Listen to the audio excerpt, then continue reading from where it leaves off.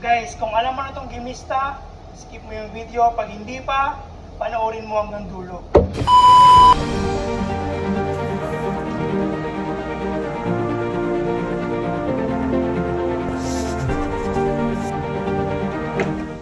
So, naglagay ako ng parsley, dill, tomato, wash rice, hugas na nabigas, salt and pepper.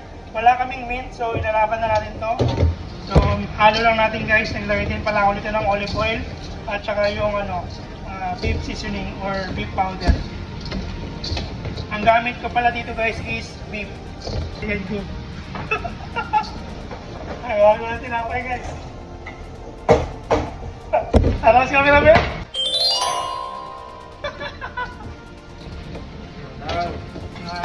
Guys, hindi to authentic ha. Mamaya may magko-comment na naman yung mali-mali. Version namin to guys. Kaya gumawa kayo sa sarili yung version. So, nagugas na pala ako dito ng bell pepper. Ayan guys. Tapos, yung takip natin, huwag natin itatapong kasi sasama natin sa pagluto. So, lagyan na natin guys. Ganyan lang kasimple. Ayan. Okay, lagyan na yung takip.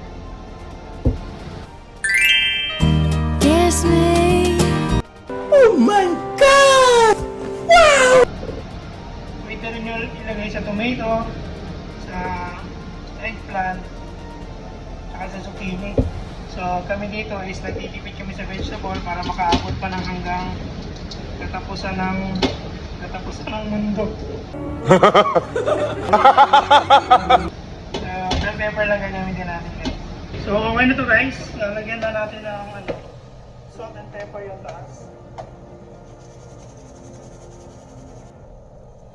Tapos yung pwede natin na sombra sa ating tomato. Ilalagay tayo yung olive oil.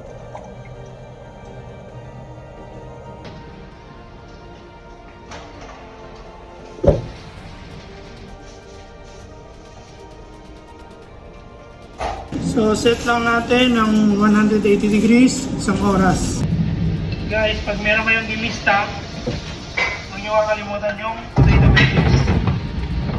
Lagyan ko lang ito ng guys, oregano, paprika, salt and pepper, then olive oil.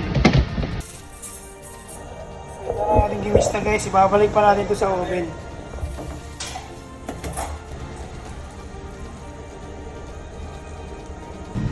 Ayan ang gimista natin guys, yun.